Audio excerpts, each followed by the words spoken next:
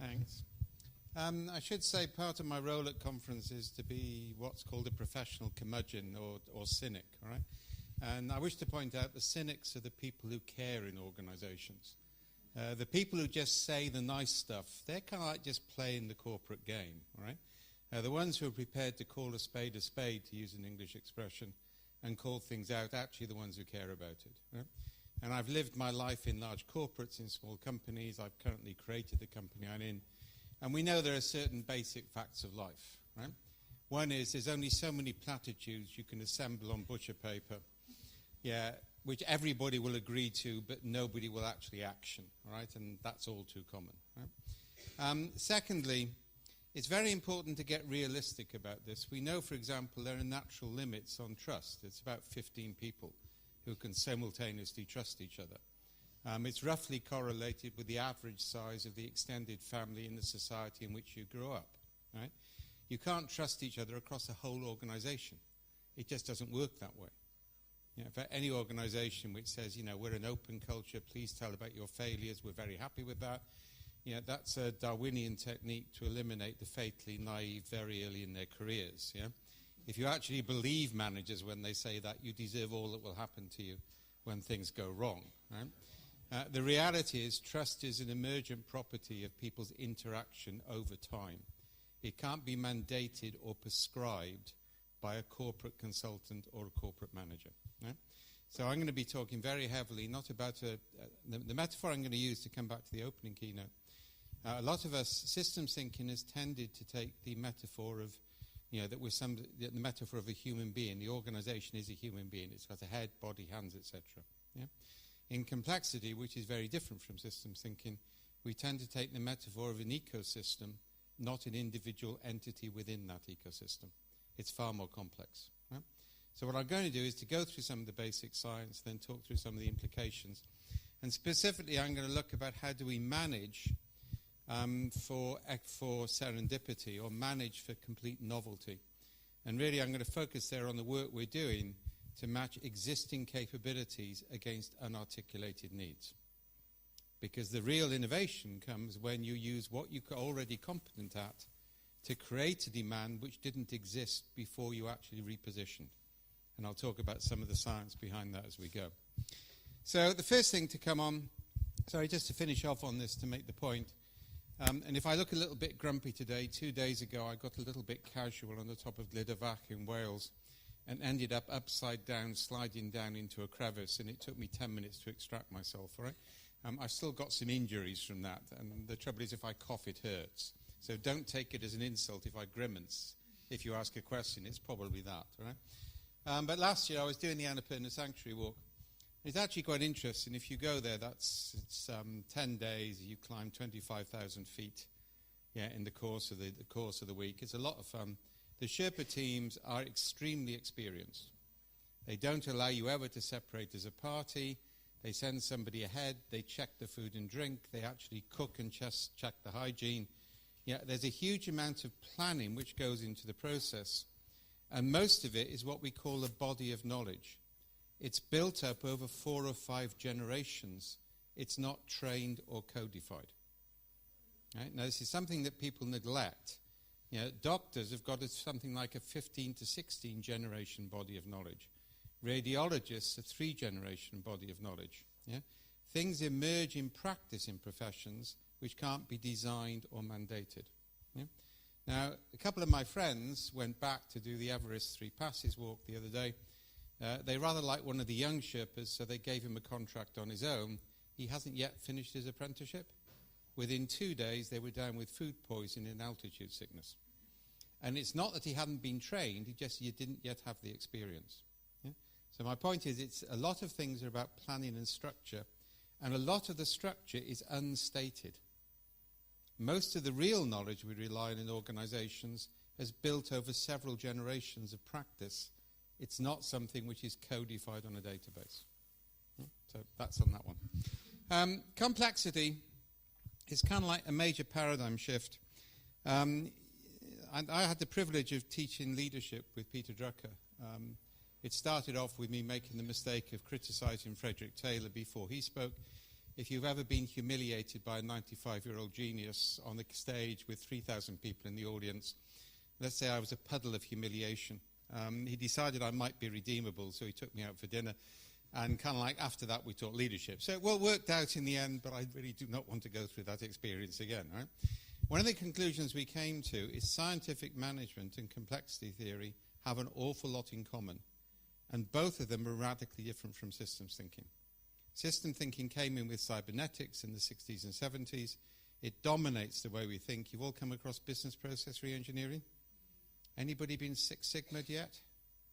Yeah, we call it Six Stigma, right? Business process re-engineering with the worst aspects of American Bible Belt cultism added onto it for good measure. You know, it's a cult. The high priests of the cult get different coloured belts to indicate their cult status. If they're given a black belt, they're exempt from doing any real work because their job is to impose cult discipline on those people who do. If you don't know the real cases on this, 3M abandoned it all by core manufacturing because it was destroying their capacity to innovate. Yeah? What we actually saw with systems thinking is an attempt to reduce human judgment to rigid processes. And it's actually, I've just been at a think tank in California, one of the main existential threats to the planet is not global warming, to something that's self-regulated. It's things like AI, yeah, and things like gene splicing, right, if you want to look at it. But AI is significantly dangerous. There's an old joke, do you think artificial intelligence would exceed human intelligence in the next 20 years? And the answer is yes, because at the moment we're planning to meet them halfway. Yeah, we're reducing the way we manage organizations to highly structured linear processes which actually replicate the way that computers work rather than human systems have evolved. A friend of mine in a New Zealand lawyer's firm was telling me how he was wonderful because one of the big consultants, the big IT firms, was giving him a massive AI system to augment his lawyers. And I said, do you know how AI works? He said, no, it just seems wonderful. I said, after they've got 5 years of training data from your junior lawyers, they will compete with you.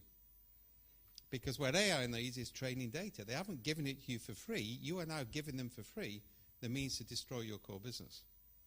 Yeah, and mass unemployment and everything else which go with it. So basically, to come back to my point, I tend to wander off when I get into interesting things. Fundamentally, what scientific management said is we augment the physical aspects of work, but human judgment and the apprentice model of management remains key. Complexity theory is saying the same thing. We cognitively augment human judgment, and I'll show you some of the methods for that in a minute. But we don't try and replace human judgment, we augment it. And we also now know, for a whole body of reasons, the apprentice model of learning is about the only successful method of knowledge transfer. And it can't be done with the level of job mobility we've currently got. Yeah, you don't actually get time to settle in or really learn something. So that's kind of like a statement. So complexity is also known as the science of inherent uncertainty. It deals with systems where there is, and this is the most difficult thing for people to grasp, if they come from a Northern European, North American background, it's easier elsewhere, they don't have linear causality. Yeah, you can't say, if I do X, it will produce Y result. You can't say, this happened because of these things. Yeah, a complex adaptive system is dispositional, it's not causal. It's actually quite easy to explain it in Southern Europe or India because the religions there haven't lost the concept that some things just are. It's just the way things fell out this time. They won't necessarily fall out the same way next time. Evolutionary theory we now know is a matter of luck, not survival of the fittest. And I could argue the same in terms of cooperation. If anybody gets excited about Lean Startup, which is probably the second worst management book written in the last 10 years, the first one is Lacroix's one on Jade organizations or whatever. I mean, a guy goes and studies successful companies across Silicon Valley and creates a recipe of things that you do. I've now decided my business will pivot 3 times on Sunday, then I know I'm going to succeed. That's the problem with recipes. And I remember challenging this and saying, well, did you study the companies who failed? And the answer was no. Why would they do that? Well, actually, we did this when I was in IBM with Harvard Business School, and we identified all the companies who failed did all the same things as the company who succeeded. Yeah, there was no difference. It's just you had a huge market, so some people were bound to succeed. And actually taking their success and pretending you can imitate it is a fundamental flaw. It's a lack of understanding of statistics. With a large number of experiments, some will bound to succeed. Okay? So complexity is recognizing dispositionality, not causality. I can make statements about the probability of evolutionary pathways, but I can't make causal linear statements. And with that simple statement, that undermines most of current management practice, particularly the overemphasis on cases and the confusion of correlation with causation. Yeah, the fact you go and study 20 cases and from that you derive general rules is cute. Well done, right? But just to be clear, if you want to increase the number of Nobel Prizes won in your country, increase chocolate consumption.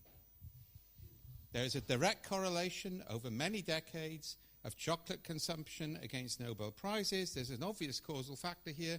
The data sets are much bigger than any management textbook I've read, so why don't you rely on it? Yeah? We need to get real about this stuff. Right? Now, from this, we get the Knevian framework. It's always interesting. Somebody used this earlier. I always get fascinated when I sit in an audience to see somebody use my framework. But let me just draw it for you. And sorry, I'm enjoying my new toy. All right? This is a truly wonderful toy. Knevian framework looks like this. Yeah. It's spelt like that, C-Y-N-E-F-I-N. Welsh is phonetic, right? It basically says that we have three fundamental types of system: ordered systems, complex systems, and chaotic systems. Yeah? Now, I'm going to define those in terms of constraint, and I'm going to divide order into two. So if the relationship between cause and effect is obvious, this domain used to be called simple, but that was a mistake. People made errors on that. The relationship between cause and effect is obvious. So, for example, as you know, in civilized countries, we drive on the left-hand side of the road. Yeah? So if you're in a civilized country, you don't drive on the right-hand side of the road, you drive on the left. It's a convention, everybody does it. And none of this applies in Italy, south of Naples, by the way, where actually you drive on flocking behavior. It's match speed, avoid collision, follow the next car. That leads to stress-free motoring. Trying to follow the traffic signals doesn't, all right? I know this through harsh experience. Yeah? But fundamentally, we got a method. Everybody agrees what we should do. Nobody argues with it. We can go along with it. Yeah? So that's the domain of best practice. And what we do here is we sense, we categorize, we respond. Yeah? What is it? What does it look like? This is what we do. And there's nothing wrong with that. Yeah, people get obsessed with this in the agile movement. They think everything's got to be agile. Everything's got to be in short cycles. If you know exactly what you've got to achieve and what resources you need for it, use conventional methods. Yeah, you don't need to get into this fancy stuff. And people get crazy about this. I was working with an Australian company. The only way you got promoted was to be agile, but they were doing waterfall projects. So they created one-year sprints because then they were being agile. I thought that was quite clever of them, really, all right? And that's what happens when you declare objectives, all right, in terms of the way it works. If you over-constrain a system which can't be naturally constrained, you get problems.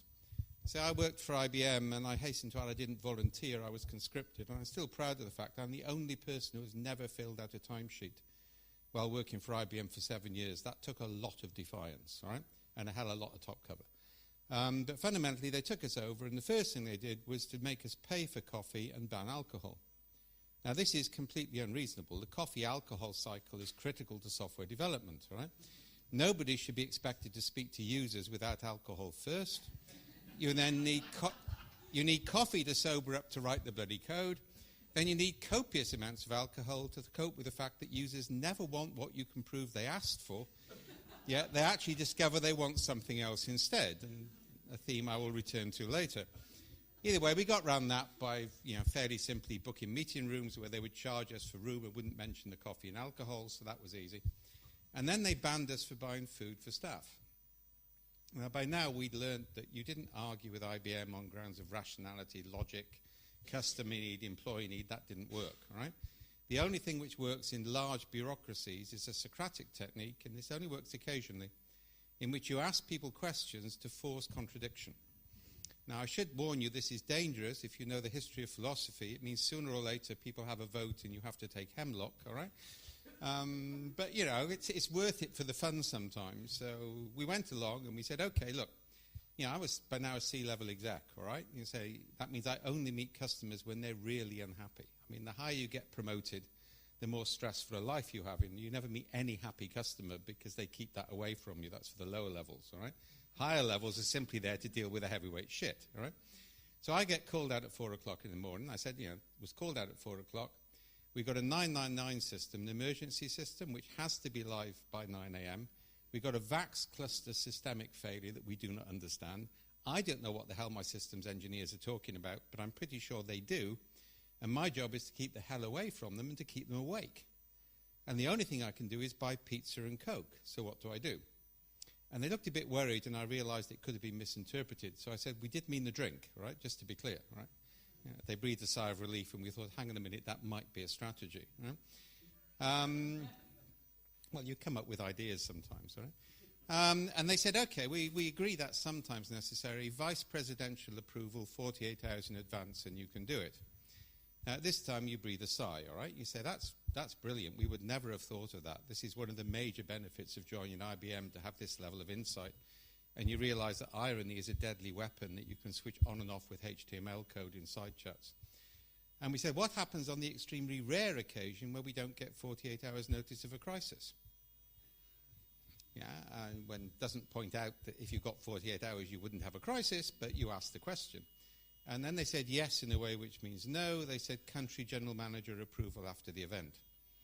Now, you know that means your expenses will disappear into South Bank. They'll never be signed. If you complain about it, your name will appear on the wrong sorts of lists, right? You know, those lists at every quarter end when they're looking at utilization, and other factors come into play, right? So the practice emerged. I hasten to add, I never did this myself. This is something I heard other people did, right? Of over-tipping London taxi drivers, which gives you a blank receipt. Yeah, the blank receipt was then filled in for the amount of pizza and Coke. A parallel set of books were kept, signed off by the staff who received the benefit, and the responsible manager took a bus instead of a taxi and claimed a taxi fare.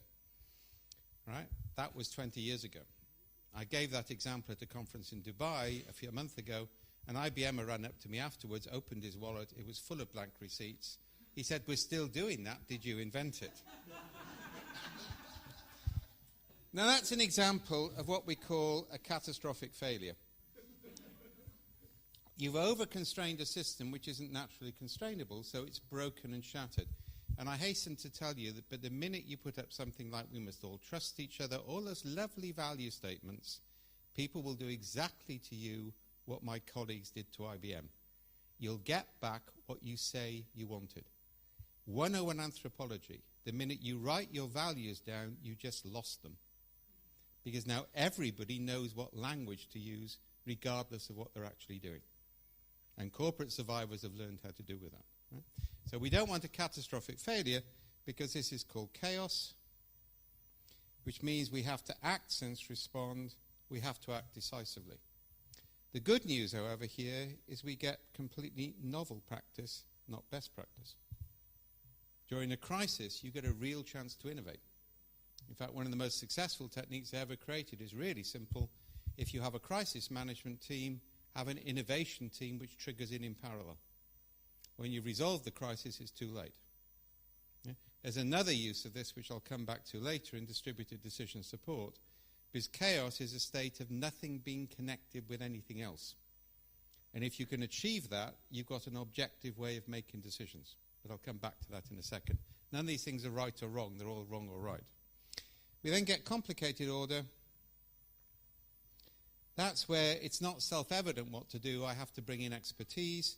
So I sense, analyze, respond. That's the dominant corporate strategy space at the moment. Yeah, analyze things, put things into categories, identify strategies, go through taxonomies, all that sort of cool stuff. Yeah? And basically here, practice is good, not best. Now that's an important distinction. Good practice allows some variation on the day. Best practice doesn't allow variation. Yeah, and that's actually something people miss, right? And then we get the complex world. In the complex world, there's no linear relationship between cause and effect. The only way I can ever understand anything is by experimental probes. So I actually move from linear experimentation to parallel experiments around any coherent idea. Yeah, it's multiple small parallel experiments around any coherent hypothesis about what might work, because you don't know until you try it. Yeah, you understand a complex system by interacting with it and having a real-time feedback loop so you can very quickly respond to change.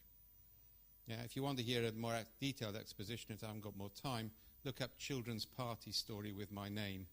and you'll find a video of that, and 35 kilograms heavier in it, but you can still listen to the story.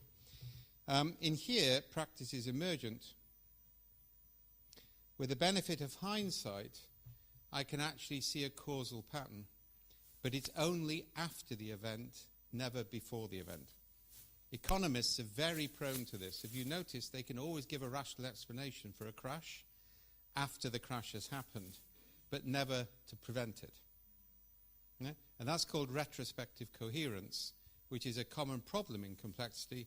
With the benefit of hindsight, anybody can join up the dots. But there are simply too many signals before the event. If you ever read the congressional report on 9/11, okay, well, after the event, everybody can see that we should pay attention to an intelligence report saying that people were being trained to fly but not take off and land. Everybody forgets just how many intelligence reports were coming in with similar statements. There were simply too many. Right? How do you pay attention to that is key. So basically what Cynefin does is to identify those, and also says we have this domain which is called disorder, which is a state of not knowing which of the domains you're in, and that's actually quite dangerous because you'll do whatever you feel comfortable with. Now the other aspect of Cynefin, which you won't find in the publications yet, is that actually there's a liminal aspect to it. This domain here, liminality is a key anthropological concept. It's holding things in a state of suspension, not allowing them to change. So true innovation comes where you can remove the constraints in a contained way. That's called a shallow dive into chaos, and that's this liminal area here. But then we need to hold the experimental stage as long as possible, because the minute we commit beyond experimentation, we've now committed resource. A common phrase for that is holding your options open. Yeah? So that's the Cynefin framework. Specifically, it's the liminal version of Cynefin, which is the latest version. And it's basically designed to say, use the appropriate method in the appropriate space. Don't throw out traditional engineering approaches where you've got order. If you haven't got order, you do things in a different way. And this is a key thing. There is no one-size-fits-all method. There is no one approach to team formation, one approach to leadership, one approach to organizational design. Use the philosophy here, the ontology determines the epistemology. The nature of the system determines the nature of the way you structure your response to it. So that's Cynefin. Now, another couple of things to throw in on this. Yeah? Let's get rid of that. This is from a whole body of experiments. Now, remember I said radiologists are dealing with a fairly restricted set of data? Yeah, they've got a 3-generation body of knowledge. You give them a set of x-rays. On one of them, you hide a picture of a gorilla, which is 48 times the size of a cancer nodule. You ask them to look for anomalies. 83% don't see the picture of the gorilla, even though their eyes scan it. Now, get really worried about this if you have a rare disease, right? Fundamentally, we do not see what we do not expect to see. The good news is there's an awful lot out there to discover if we can find a way of breaking that pattern. But this is the way you work, all right? You scan 5% of what's in front of you on a good day if you're really focused. Most of the time, you're picking up 2 to 3% of available data. You then match it against patterns stored in your body, your brain, and your tools. It's actually consciousness is a distributed function of all three. And you make a decision by privileging the most recent experience pattern. So if you haven't seen something for a long time and an existing pattern fits a partial data scan, that's how you'll make a decision. The only people who don't do that are autistic, which is actually why computers are huge aids in diagnosis, because they're autistic. They're just very fast. So they do scan everything, but human beings don't. Now, in evolutionary terms, you can see why this happens. Think about the early hominids on the savannas of Africa. Something large and yellow with very sharp teeth runs towards you at high speed. Do you want to autistically scan all available data, look up a catalogue of the flora and fauna of the African veldt, and having identified lion, look at best practice case studies on how to avoid lions? By that time, the only document of any use to you will be the book of Jonah from the Old Testament, which is the only example I found of somebody codifying how to escape from the digestive tract of a large carnivore. Yeah? We evolved to make decisions very, very quickly, privileging our most recent individual or shared experiences. And just to really scare you, we remember failure more than success. Because avoiding failure has more evolutionary advantage than imitating success. Do you tell your children stories of how Janet and John stayed at home and did what Mummy and Daddy said so they had a good life? Do they pay attention to those? No, you do. Janet and John went into the woods despite what Mummy and Daddy said, and they met the wicked witch, and all sorts of terrible things almost happen, but they don't happen at the end because we do want them to sleep at night, or at least most parents do. Yeah? The very fact is all story traditions teach through failure, not success. What do we do in corporations? Write best practice systems. Yeah, we're actually building worse practice systems for organizations which have far more utility because actually avoiding failure is more successful than success, and we privilege those patterns. Again, this is what's called a naturalizing approach. It's actually working with how we evolve to be rather than how a management consultant would like us to be. Yeah? So that's kind of like a key principle. Now that process of blending together different ideas is called conceptual blending. We never go through logical decision trees. Yeah? Well, actually, just to be warned on this, kind of like the trouble is IT people are partially autistic because you have to be to do the mathematics these days. So the way IT people see the world is different from the way users see the world. I'm going to come back to that later. Yeah, the type of capability you've got to write code these days means you need a degree of structure, which, for example, the marketing department don't have. We're now actually training users to speak to IT because it's easier to do it that way round than train IT people to understand users. Yeah, and it is a translation process, given the level of skill. And this is not to be negative. I'm partially dyslexic. Dyslexia is associated with innovation, or Asperger's syndrome is associated with mathematical ability. Yeah, there's no right or wrong about this. This is part of what it is to be human. So that process of conceptual blending is part of what we do. And of course, one of the great advantages is it leads to a thing called exaptation. Sorry. When I cough, it's very painful, right? So for a long time, we had a problem with evolution in that if we took the sort of linear approach of idiots like Richard Dawkins, all right? Sorry, I've yet to find a geneticist who takes that concept seriously, all right? Let alone memes. Yeah, basically, if you actually take that linear process, the assumption that everything is based on selfishness, there isn't enough time in the geological record for human intelligence to evolve. It just can't happen in a linear way. And then we get people like Aldin Smee and others who discover a process called exaptation. So dinosaurs, you can see the evolution of feathers happens in a linear way, for warmth, not for flight, for warmth. And then there's an arboreal species of dinosaur, and of course it's cold at the top of the tree, so they get more feathers, and they start to fall out of the trees, and if they got lots of feathers, they glide. And that's how we get flight. It couldn't happen in a linear way, because if dinosaurs threw themselves out of trees in the hope that feathers would evolve before they hit the ground, kind of like they wouldn't get a chance to breed, all right, or only in the afterlife. Right? The cerebellum at the base of your brain evolved to manipulate muscles in fingers. It exapts in humans to manage grammar in human language. The huge sophistication of human language couldn't evolve in a linear way. It required a non-linear change. In 1947, a Raytheon engineer maintaining the magneto of a radar machine notices that a chocolate bar melts in his pocket. We get microwave ovens. The history of technological innovation is a history of exaptation, not adaptation. It's radical, rapid repurposing of an existing capability for a novel purpose. Most of drug development, by the way, goes the same route.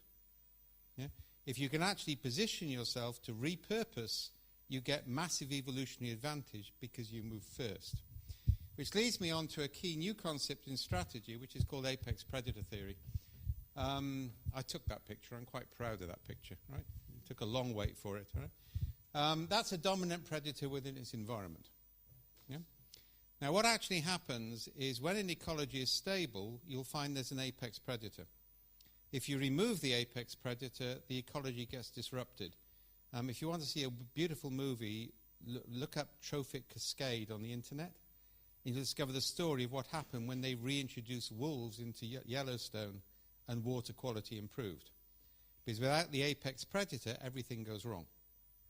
Now, the interesting thing is when an ecosystem is rapidly disrupted, meteor hits the Earth. You know, never try and sell a meteor to a dinosaur, it will only offend, to quote Gaping Void. All right? When the meteor hits the Earth, it wipes out the dinosaurs. If you had to predict who would be the next dominant predator, you go for the crocodile or the shark who survive, not the first mammal. Yeah? Because when an ecosystem is radically disrupted, something small and highly energy efficient moves into the niche, and then the ecosystem reorganizes around that predator who survives more or less how incompetent they are until the ecosystem is disrupted again. So let's take a modern example. In the 1920s, IBM repurposes punch card technology from sewing machines to get early advantage in computing. Yeah, it was that ability to repurpose an existing capability with a body of knowledge to rapidly take advantage. And that's the hardware period. And IBM is such a dominant predator because the dominant predators stabilize the ecology that they don't see that the world has changed. So they paid Microsoft to develop software and let Microsoft have the IP to the software.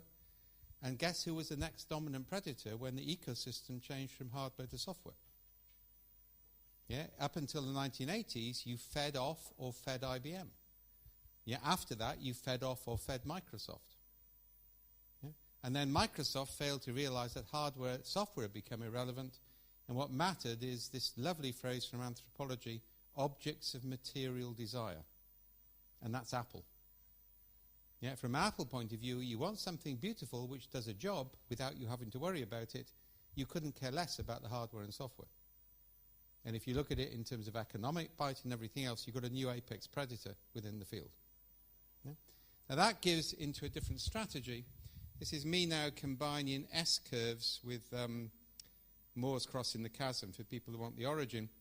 Is you have a very simple strategy. If you're working within a stable marketplace, and just to be clear, this can apply to organizational change in a small company as well as to whole markets. It's fractal.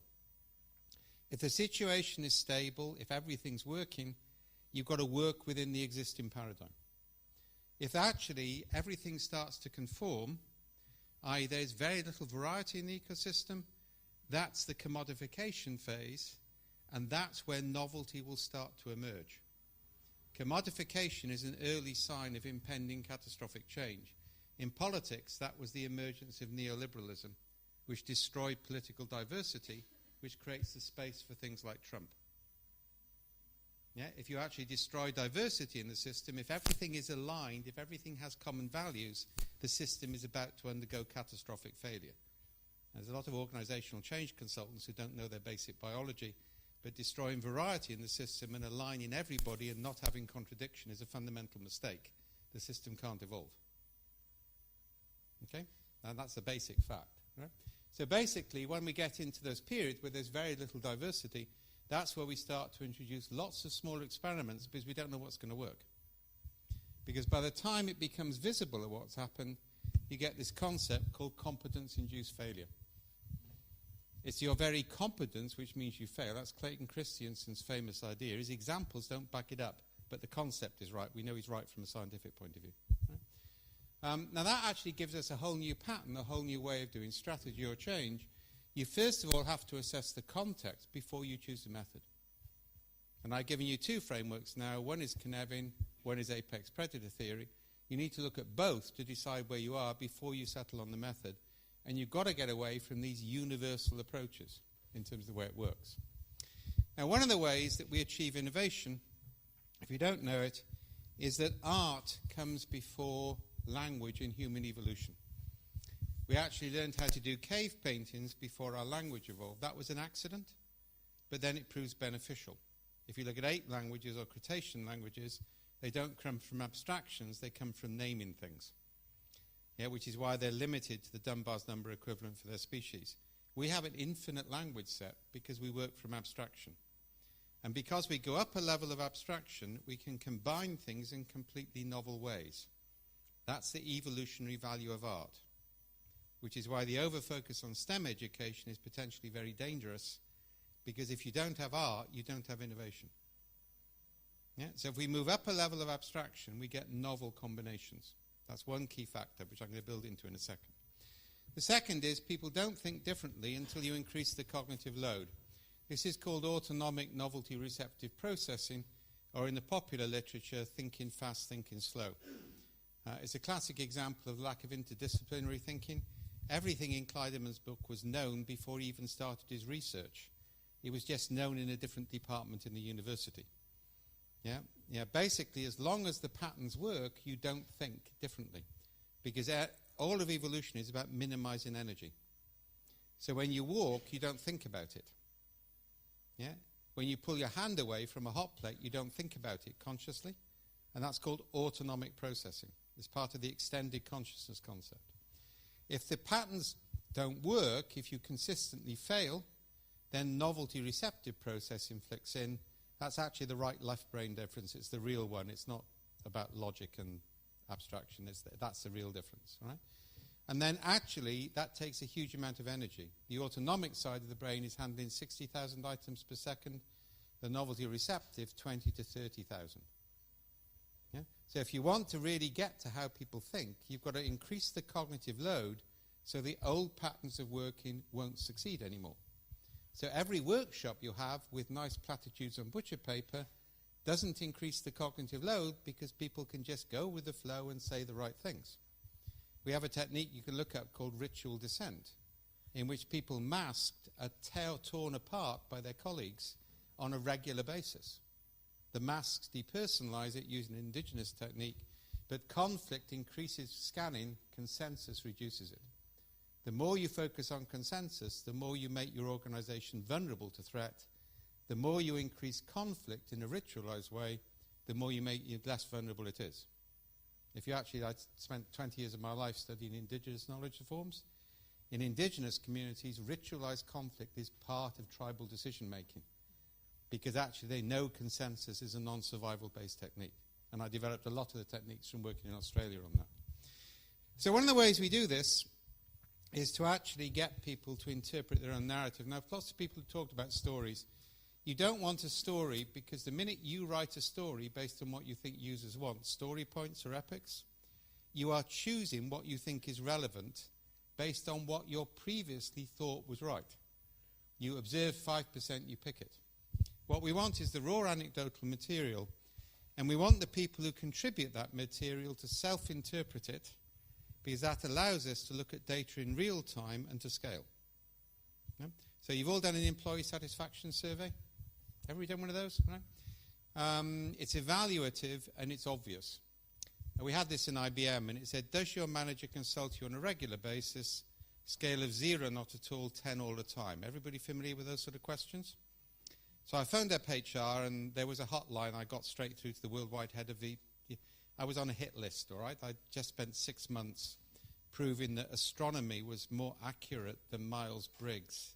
Astrology was more accurate than Myers-Briggs in predicting team behavior, and they hadn't forgiven me for it yet. So I was on an alert system, I think. And I said, how am I meant to answer this? I've got several managers, and then I can take business direction from another group. And there's another group, I know I have to do what they tell me, even though I don't take business direction, they're not in my management chain. And I said, sometimes they consult me and sometimes they don't, and sometimes they should and sometimes they shouldn't. And she said, average your experience over the year and stop making trouble. Unfortunately, she put the phone down before she heard me saying, you call yourself HR in the research group, all right? We take a different approach. We go to, say, 10% of the workforce every month, and we ask for an anecdote. What story would you tell your best friend if they were offered a job in your workplace? Then we ask people to interpret that story, which is a descriptive, not evaluative. And one of the ways we do that, method we developed and patented, is they place the story onto a series of triangles.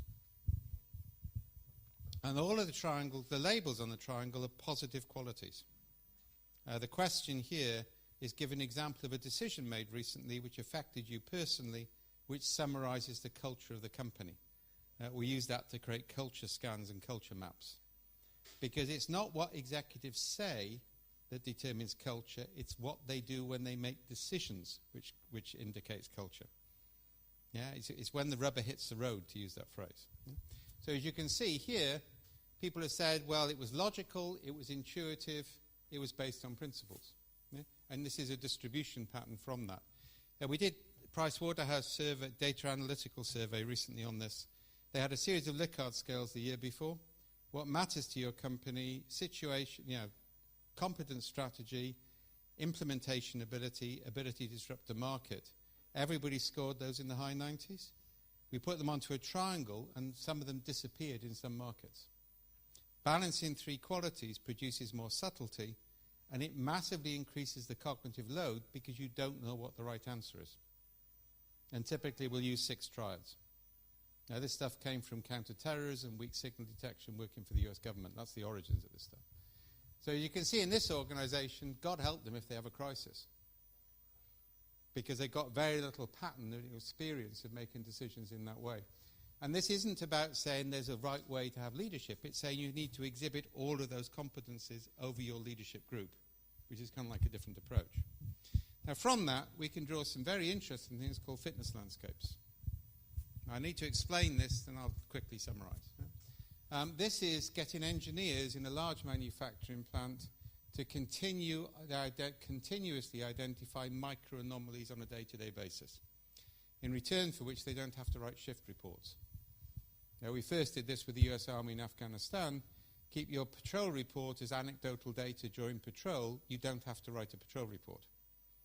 100% compliance and better data. I've got real-time data at the point of observation. I can integrate it to both multiple agents in real time. Okay, so this is called a fitness landscape in evolutionary biology. It's a probability distribution. Yeah? The left is the data from civilian manufacture. The right is from military manufacture.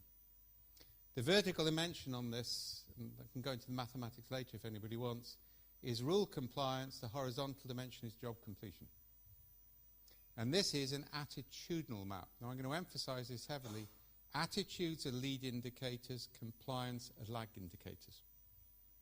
Yeah, this is a safety project, all right? Yeah, lead indicators are far more important than lag indicators. We're currently working with the intelligence services on an attitudinal survey for cybersecurity. If anybody's interested in that, get in touch. We're ready to trial that now.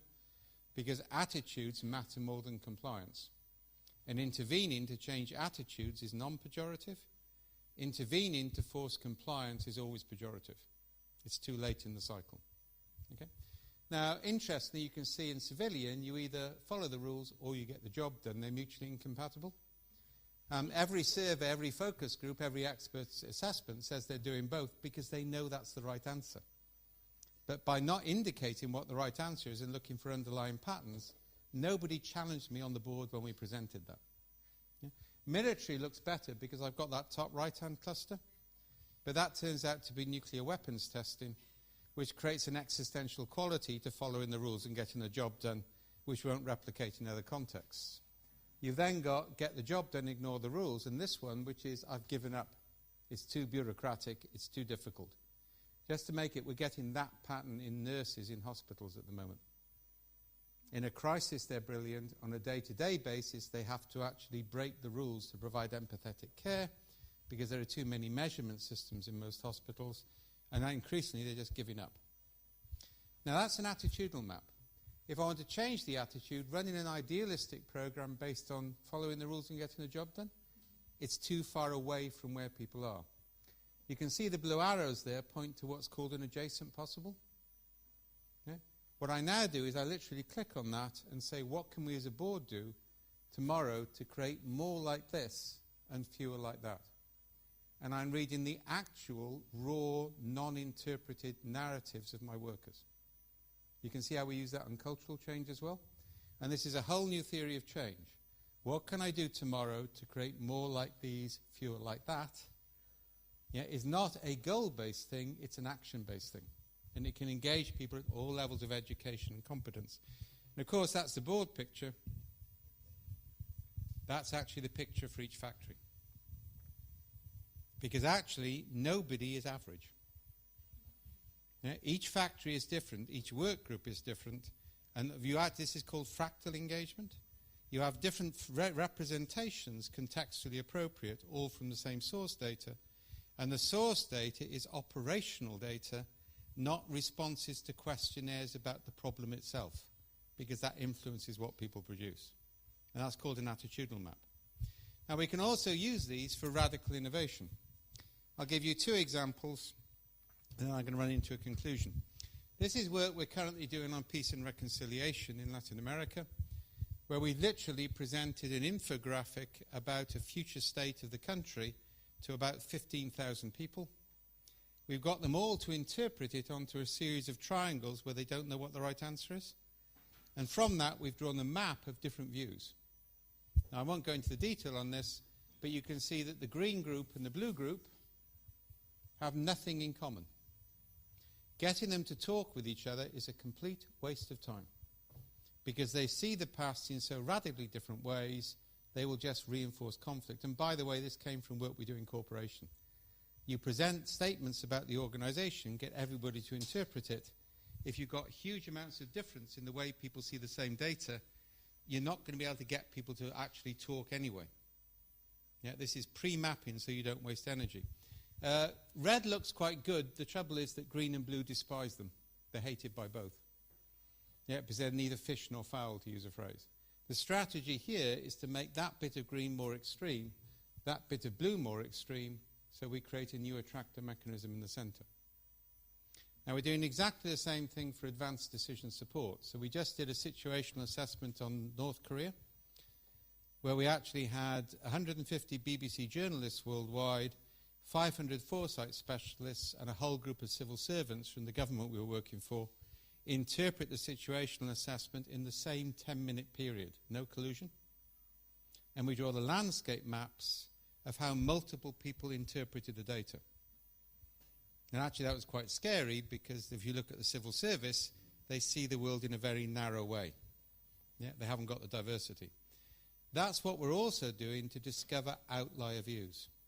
If you want to innovate, it's the outliers you want, not the dominant way of thinking. But remember the 17% who see the gorilla? They come to believe they were wrong if they talk with the others. So actually, mapping to identify outliers, then talking with outliers is key. And that's also how, for example, take a current example, one of the things we've done recently is to actually map consumer stories about their gardens. We then use a technology company as effectively tagged all of their core technologies into the same filtering structure that the people told stories about their garden. So we've moved both user experience to a level of abstraction, existing capability to a level of abstraction. We've merged the databases, identified 5 clusters. 3 of those are now multi-million-dollar businesses, because marketing said, oh, why has that been associated? Oh, hang on a minute, that gives me an idea. And that's actually what happens to you individually when you have a flash of insight, is that ability to move to a level of abstraction. So, I've tried to give you some indication of this, and kind of like a summary slide on this. Famous phrase from Lincoln, as the times are anew, we need to think anew and act anew, and it's both of them. If you don't understand theory, you can't practice. The trouble at the moment, most management consultants have no concept of theory. They derive theory from a limited number of cases. Yeah, so Good to Great, if anybody's read that by Jim Collins, is a really well-disciplined book, but there's a much simpler explanation. He's chosen the apex predators as his cases. And it's rather embarrassing at the moment because most of them are failing. Yeah? So basically 3 things. First of all, linear approaches to design are a mistake because you get pattern entrainment.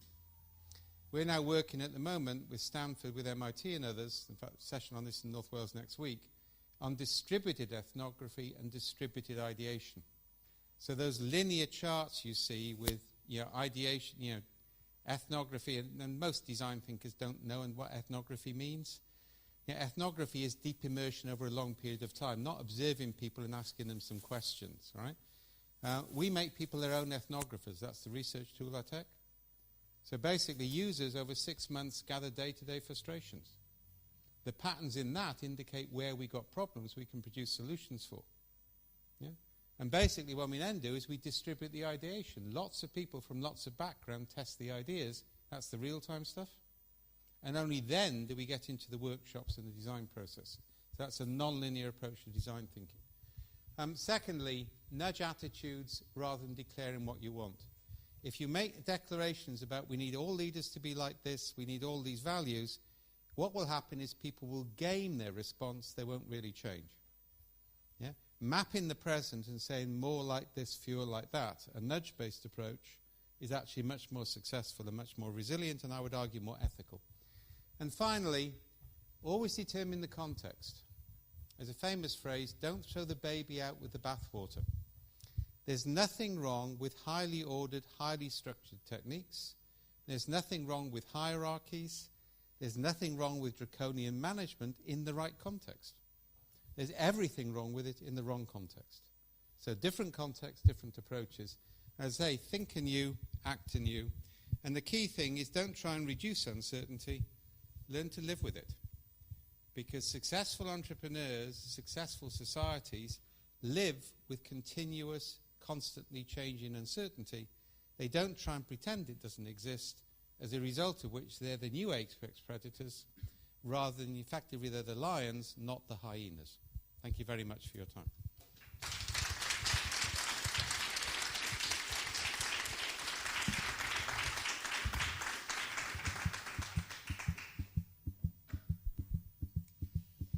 Thank you.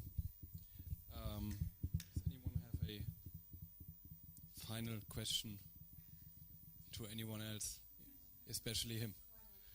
Final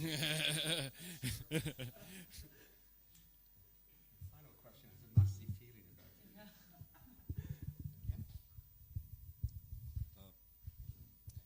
I think the point you mentioned about learning to associate the right type of creativity to the right context, or the right type of solution to the right context, can actually open up an exploration of something that I've tried engaging with, that called strategic creativity. So basically how most of us are creative in a predefined manner. So there are areas that we are easily more creative in, so we will tend towards them. But they're not always the strategic areas that we need to address. So do you know some works around that? Yeah, I mean, I think partly the more like this, feel like that is one way of doing it. So you don't use the words like creativity. I mean, we're doing work at the moment using school children as ethnographers to their own communities. And communities are tremendously creative if you say, what can you do to create more stories like this and fewer stories like that? But if you say, what can you do to create a culture of legality, they freeze. Yeah? And that was from work we did in Mexico, all right? So that's one approach, right? I think the other thing is, part of the problem we got is we don't have any generalists left. I mean, a lot of creativity comes from generalists, and I would argue in the UK there aren't any generalists left under the age of 55. Because from that point onwards, which is quite good for those who are over that age, all right? But under that age, people moved into modular education, highly structured specialization. Now, to give an illustration, when I was at school, from the age of 11 to the age of 18, every week we had to stand up in front of the class. We were given a card, and it would say something like, you support capital punishment, which, by the way, I think is abhorrent. But you had to speak on the motion, on a side, regardless of whether you disagreed or disagreed, for 7 minutes, and you were marked on it. And we did that every week from the age of 11 to 18. Now, the net effect was we read everything, but you didn't know what you were going to hit with. We learned to be highly critical. Yeah, we didn't need to go on a course on critical thinking because we just learnt it the hard way, right? And you don't fool somebody who's learnt to argue from both sides. And we were generalists, all right? So if I did pure maths, applied maths, geology and physics, all right, at A-level, right? But I read every book the Artists had read. Yeah, because not to have read Shakespeare by the time you were 13 meant, and my mother was a good atheist, made me read the Bible, which she regretted later. But she said I wouldn't understand European literature if I didn't know the basic Bible, and that's true, right? So to give an illustration, we're now creating a new master's program in which over 3 years part-time you do the basic sciences and humanities, and then you apply that to a real-world problem by thesis, rather than a case-based MBA, because the world desperately needs generalists, because generalists can synthesize bodies of knowledge, specialized can't. And a collection of specialists is not the same thing as a generalist. Sorry, it was a big question, so you got a long answer. Thank you.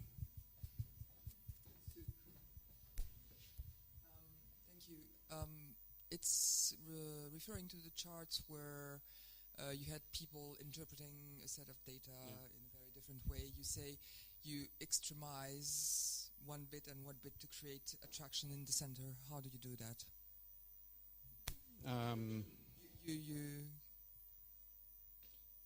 So hang on, let's go back to that. Yes, exactly. That one. Yeah. Okay, so what we've done there is we've got six of the triangles I showed you, right? The way triangles are developed, or triads, is you look at theory in the field, so you do literature search, you identify the core concepts, and then you either put 3 concepts onto a triangle or 3 aspects. So, for example, one of the ones we use there is justice, which says justice in this story is retributive, restorative, or preventative. Yeah? Now, it was in common Spanish for that project, all right? And that comes from a whole body of theory. Another one said the primary actor in this is the individual, the clan, or an idea. Right? So you got those balances. So basically, this was an infographic on a computer screen presented to lots of people. They all placed where they thought the infographic sat on those 6 triangles.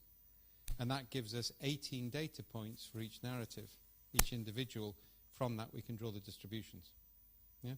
So I say what that actually showed is that the 2 groups are radically different. This is also, we're about to do this for one of the big pharma companies, is get all of their research scientists and all of their marketing people to score a series of statements.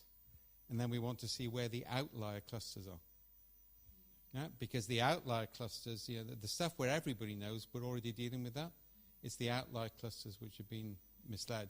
And it's only by moving to high abstraction signification when nobody knows what the right answer is that you can do that.